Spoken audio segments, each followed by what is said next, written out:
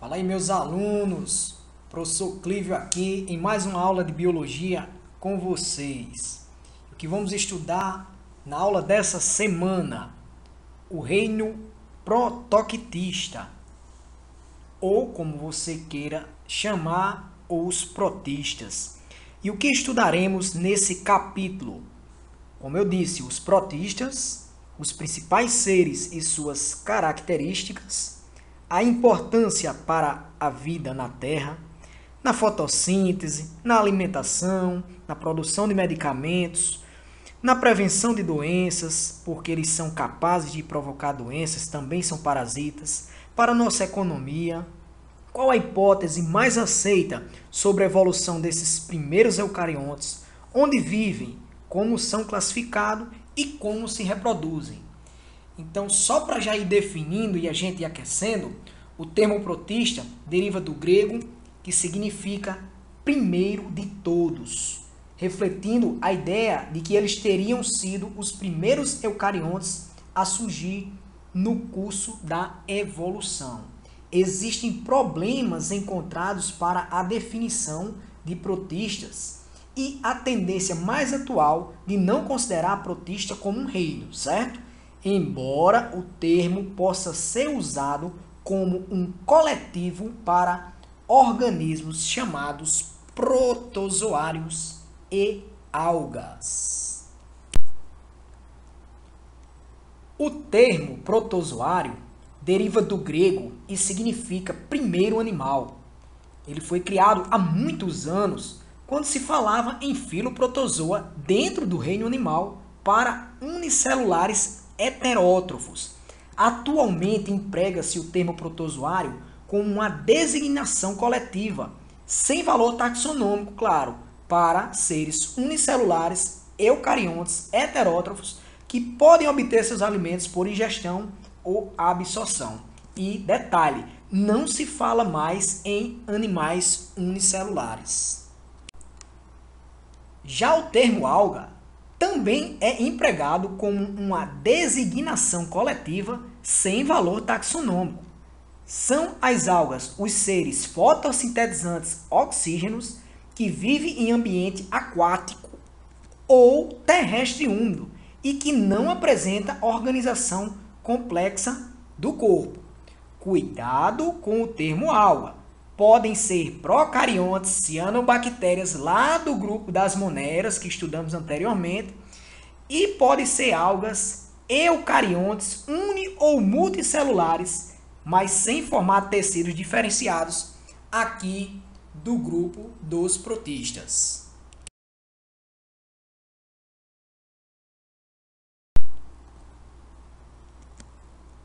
Por serem fotossintetizantes oxígenos, as algas são muito importantes na produção de gás oxigênio para os ecossistemas.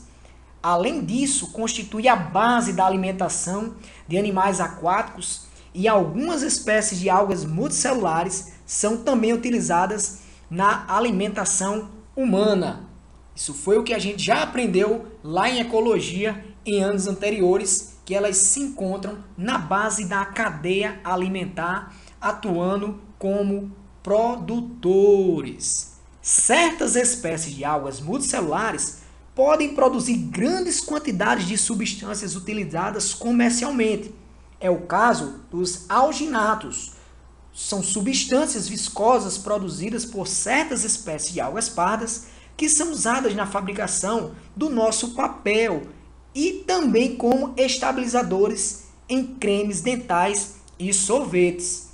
Outros exemplos são o agar e a carragenina, carragenina ou carragenana, encontrados em certas espécies de algas vermelhas e usados para finalidades diversas, na indústria farmacêutica, na fabricação de cosméticos e de gelatinas, no preparo de meios de culturas para bactérias e como emulsionante também, estabilizante e espessante de alimentos. Agora eu quero apresentar para vocês a origem e a evolução desses seres, que quem melhor explica no contexto atual da ciência é a teoria endossimbiótica, onde fala que eucariontes surgiram por associação entre procariontes e células menores. Então, na evolução dos eucariontes, ocorreram eventos importantes que levaram a uma grande diversificação. Entre esses eventos está a endossimbiose, também chamada de simbiogênese. É justamente a hipótese endossimbiótica para a origem das mitocôndrias e cloroplastos. Houve inicialmente um evento de endossimbiose em que células eucarióticas englobaram bactérias aeróbias, que deram origem às mitocôndrias. Mais tarde, houve um novo evento de endossimbiose em que eucariontes que já tinham mitocôndrias englobaram cianobactérias. Estas deram origem aos cloroplastos, como vocês podem ver na imagem aí no canto esquerdo da tela que está ilustrando. É só fazer a leitura no sentido da esquerda para a direita e analisar esses fatos que eu estou comentando para você. Nos eucariontes atuais, é até possível detectar a presença de genes dos cloroplastos e das mitocôndrias incorporados ao DNA nuclear, indicando que houve transferência desses genes para o núcleo. Assim, as funções dos cloroplastos e das mitocôndrias dependem em parte do DNA que ficou nessas organelas e em parte do DNA que passou para o núcleo. Sim, meu amigo, parece complicado, mas não é. Caso você não esteja entendendo, é só apertar um pause e voltar que você conseguirá compreender. Mas dando sequência a esse assunto, aqui a gente já retoma uma grande diferença que existe entre o tipo de célula eucarionte, que é que a gente está estudando a partir de agora, que é aquela que possui carioteca, ou seja, envoltório nuclear, e está representado pelos protistas, protozoários e algas, e sendo totalmente diferente da célula procarionte que estudamos anteriormente, que não possui carioteca, ou seja, membrana nuclear, que é o caso dos seres, as bactérias. Agora eu apresento para vocês exemplos, ou seja, os principais seres, tanto de protozoários como de algas, com algumas fotografias ou fotomicrografias para vocês conseguirem reconhecer quem são esses seres vivos tão importantes para a nossa vida. Amebas, balantídeos, giardia, paramécio, plasmódio, tripanossomo e as algas, generalizando, verdes, vermelhas, marrons, amarela, dourada e etc. Então vamos lá. Amebas, olha a fotinha linda dela aí, ó. Balantídeo, giardia, paramécio, plasmódio e o tripanossomo, esses são os principais protozoários. Já as algas de múltiplas cores, né, verde, pardas, vermelhas, marrons, douradas, enfim. Falando em algas, eu quero aqui destacar e lembrar um pouco delas com relação às algas do grupo das verdes, as euglenófitas, ou também chamadas de clorófitas, como já citada anteriormente, capazes de realizar a nossa fotossíntese, né? A produção do nosso oxigênio. Outro grupo são as das vermelhas, denominadas pirrófitas ou dinoflagelados, também chamadas de rodófitas, como eu já falei, usadas, né, na indústria farmacêutica, na fabricação de cosméticos e também daquela deliciosa gelatina. E um outro grupo, as amarelas, marrons, pardas, também denominadas crisófitas ou bacilariófitas, também chamadas de feófitas, algas pardas, que são usadas na fabricação do papel e também em cremes dentais e sorvetes. Destaco aqui algumas características principais desses seres protistas e algumas características evolutivas na estrutura da célula. Eles tanto podem ser, quanto ao número de células, unicelulares ou pluricelulares, que nós já conhecemos essas definições, unicelulares formados por uma única célula, pluricelulares formados por mais de uma célula. Outra característica, podem ser microscópicos ou macroscópicos, ou seja, microscópicos, menores do que 1 milímetro, não visível ao nosso olho, e macroscópicos maiores do que centímetros, ou seja, visível ao nosso olho, como é o caso do velho e tradicional alimento chamado de sushi. O tipo de célula já sabemos que ela é eucarionte, aí à direita, no canto superior da célula, mostra estruturas membranosas, organelas, e mostra também uma característica evolutiva, que é a presença de 2 tipos distintos de núcleo. Um deles, denominado macronúcleo, é grande, regula as atividades do metabolismo celular e participa da reprodução assexuada. O outro, denominado micronúcleo, é pequeno e participa da reprodução sexuada, tanto sexuada como assexuada. A nutrição deles pode variar desde heterótrofos, como é o caso dos protozoários, e autótrofos, como é o caso das algas, principalmente as oxígenas fotossintetizantes. E os habitats são bastante diversificados. Vida livre, isolado, sozinho ou em colônia, parasita, patogênico, causador de doença e associado a outros seres vivos. E como todo reino, existem os critérios de classificação. Aqui também podemos dividir em filos, classes, ordens, famílias, gêneros e espécies. Só para vocês entenderem, os protistas são classificados em grupos de acordo com a presença ou não de estruturas de locomoção. Como assim, professor? Então, se ele tem estruturas de locomoção, por exemplo, cílios, fica no grupo, flagelos, em outro grupo. Se eles não têm estruturas de locomoção, em outro grupo. E assim sucessivamente. Para você ter uma ideia, os protistas são divididos em 4 grupos principais. Vamos conhecer o primeiro, filo Rhizópodes, também chamados de sarcodíneos ou amebozoários. O filo Sarcodina ou Rhizópoda são protozoários heterótrofos que se deslocam ou capturam alimento por meio de pseudópodes. Pseudo quer dizer falso e podos quer dizer pés, como é o caso das amebas, foraminíferos, radiolários e os heliozoários. Então, esses pseudópodes são justamente os falsos pés. Eles têm vida parasita.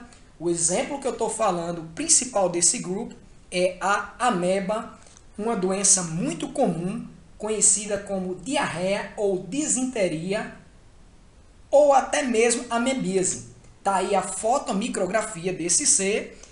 Os ameboides, parasitas de maior importância médica, pertencem à espécie Entamoeba histolítica, que também não apresenta mitocôndrias, mas possui mitossomos. Essas amebas causam a disenteria amebiana, doença caracterizada por diarreia com muco e sangue e que é contraída por meio da ingestão de alimentos ou até uma água contaminada que possa vir o cisto do parasita. As principais medidas profiláticas, ou seja, o que é que eu posso fazer para evitar essa doença, essa parasitose, são saneamento básico e a minha higiene pessoal, bebendo água filtrada ou fervida e lavar bem frutas e verduras antes de ingeri-las. Filo Diplonadidos, parabasálios e cinetoplastídeos, antigamente chamados de flagelata ou mastigófora, que significa mastix, flagelo, foros, portador. Ou seja, esses seres têm estruturas de locomoção, um ou mais flagelos longos. São protozoários que se deslocam por meio de flagelos. Tem os de vida livre, como os euglenoides, as euglenas, e os de vida parasitária, como o Trypanosoma, Giardia, Leishmania e o Trichomonas vaginalis. A imagem abaixo mostra aí como seria mais ou menos cada um na sequência. A a giardia, o trichomonas, o trypanosoma e uma das espécies de leishmania. Como você pode notar, há aqui grupos que incluem formas clorofiladas, como é o caso das euglenas, e não clorofiladas, como é o caso desses que têm vida parasitária.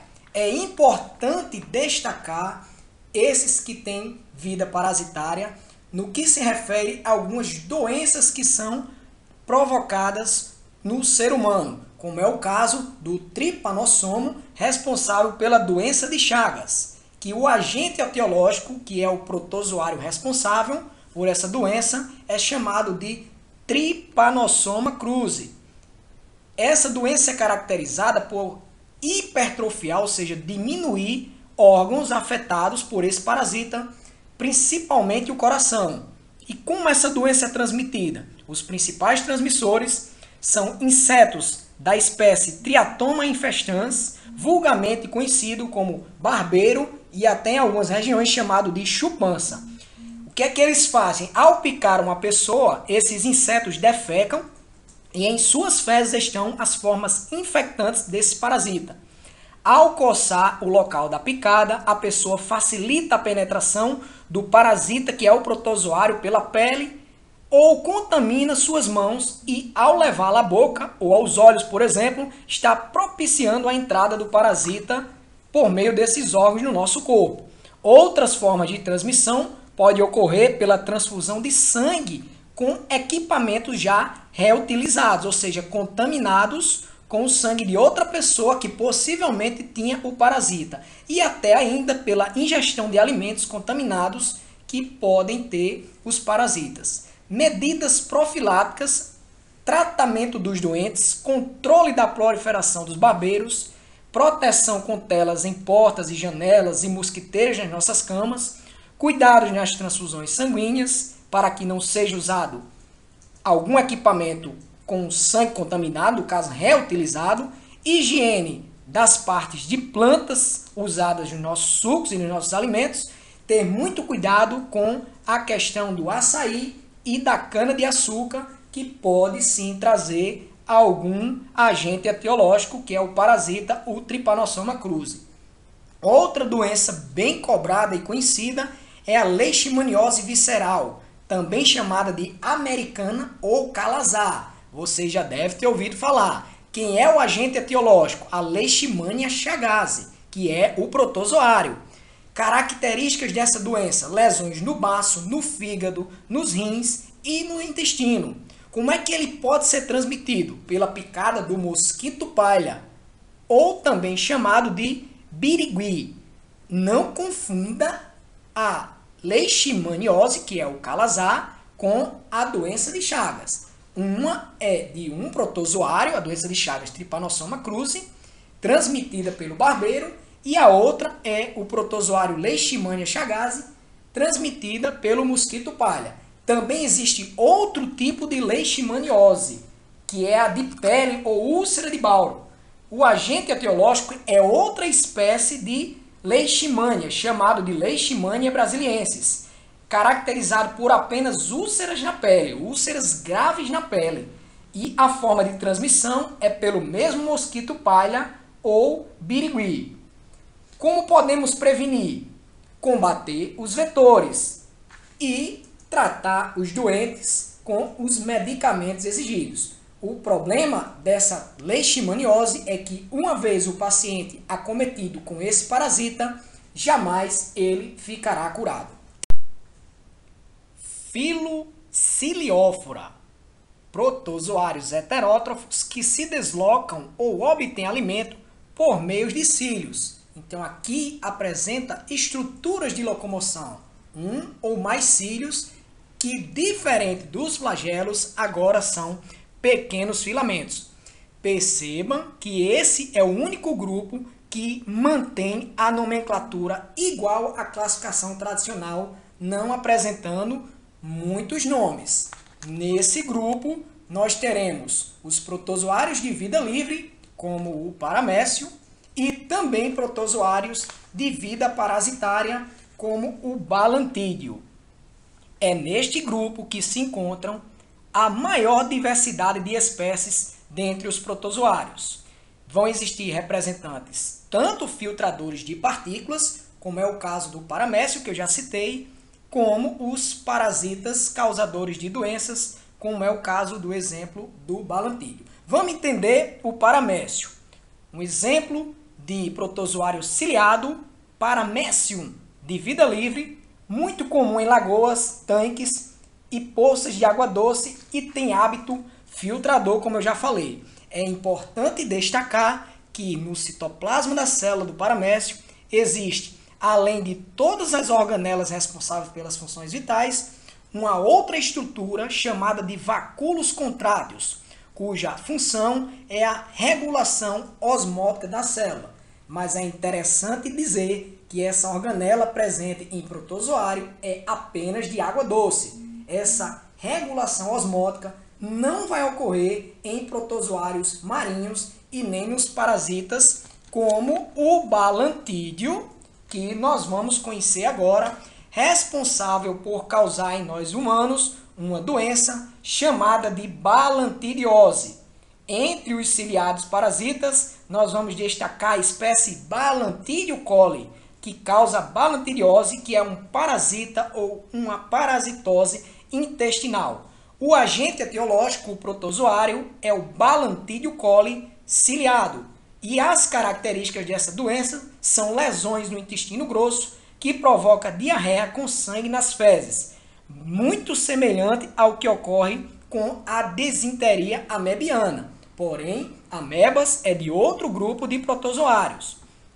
Modo de transmissão: a ingestão de alimentos ou água contaminadas apenas por cistos desse protozoário ciliado. Então, apenas na fase inicial do ciclo de vida desse balantídeo é possível transmitir já e ele se tornar um hospedeiro no nosso corpo. Como é que eu posso prevenir? A partir de saneamento básico, higiene de frutas e verduras antes de comer, purificação da água antes de beber e o tratamento de doentes para essa doença é bem simples a partir da hidratação.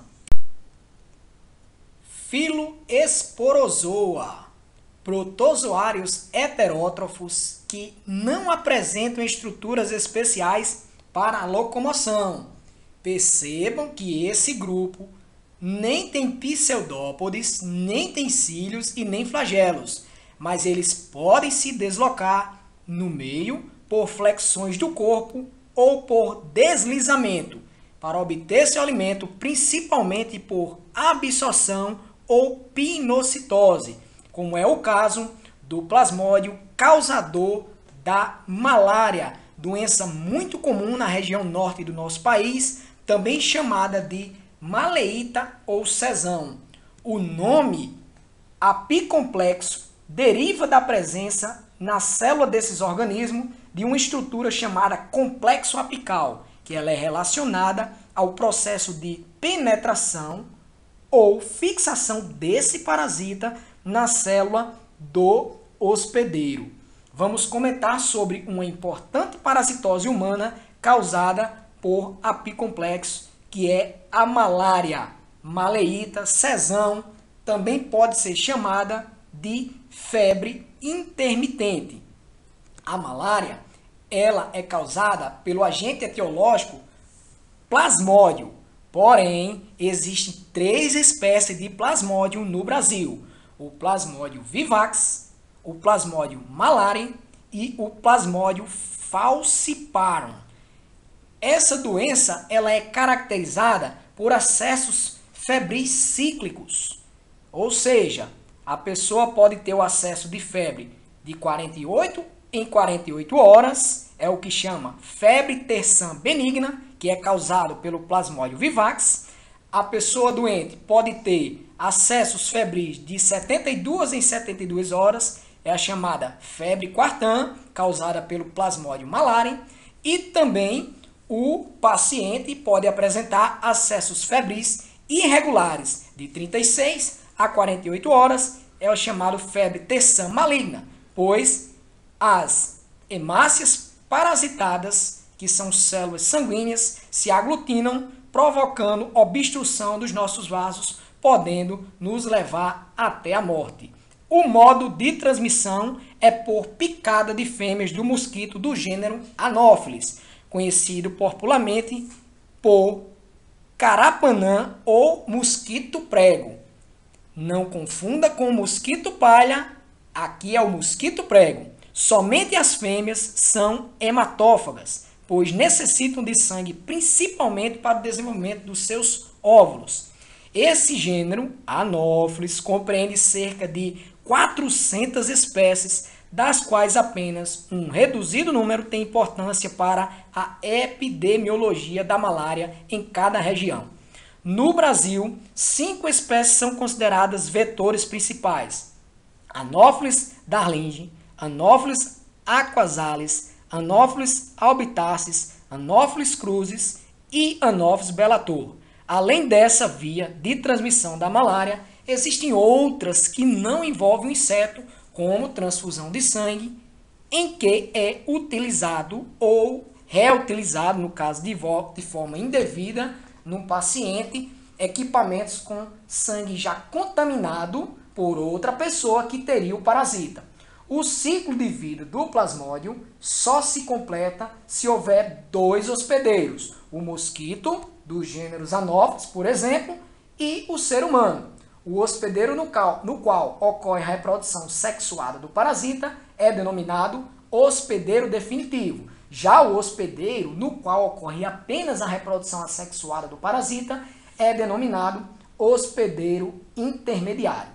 As medidas profiláticas é eliminar os criadouros do inseto vetor, o que pode ser feito evitando-se deixar água acumulada, pois esse inseto precisa da água para colocar seus ovos, eclodir e surgir uma larva aquática que só depois da metamorfose passa a viver em ambiente aéreo. Então, combate aos mosquitos usando os larvicidas e inseticidas, proteção de portas e janelas, como telas para evitar que o mosquito entre em casa, assim como o uso de mosquiteiros nas camas, uso de repelentes, especialmente nos horários em que há mais mosquitos, como ao amanhecer e ao anoitecer. E como todos os seres vivos precisam da reprodução para continuar a perpetuação da sua espécie, nos protistas, protozoários e algas não será diferente. Como são uma diversidade de espécies enorme nesse reino, ficaria bem mais fácil se fôssemos analisar como cada um se reproduz. Porém, é bem variado em cada grupo ou filo. Eu posso ter no mesmo filo protozoários que se reproduzem assexuadamente, ou no mesmo filo de algas, algas que reproduzem sexuadamente ou assexuadamente e assim sucessivamente. Então, a reprodução deles também sofre alternância de gerações. Às vezes o mesmo ser pode se reproduzir tanto numa fase da vida assexuada como sexuada. Para chegarmos a uma conclusão, dizemos que a maioria dos protozoários e algas se reproduzem assexuadamente por um processo chamado de divisão binária, bipartição ou cisciparidade. Como ocorre esse processo? Aquela única célula daquele ser se divide e origina 2 novos seres. Não posso deixar de destacar que algumas algas sofrem fragmentação, ou seja, uma porção é separada do corpo e dá origem a um novo indivíduo. Como falei, alguns também vão se reproduzir sexuadamente, a minoria. Que processo é esse? Formação de gametas por mitose após fecundação e sucessivamente meioses e formações de esporos. Na reprodução por esporulação, a formação desses esporos, que são células especiais que, ao serem liberadas do corpo do indivíduo que as produziu, tem a capacidade de se desenvolver diretamente e ser um novo indivíduo. À direita mostra alguns exemplos da reprodução desses seres, para vocês terem uma ideia. É isso aí, meus alunos. Chegamos à conclusão do assunto abordado, os protistas. Espero que vocês tenham compreendido e para melhorar a fixação de todas essas informações, vamos de atividades. Paz e bem a todos, um forte abraço.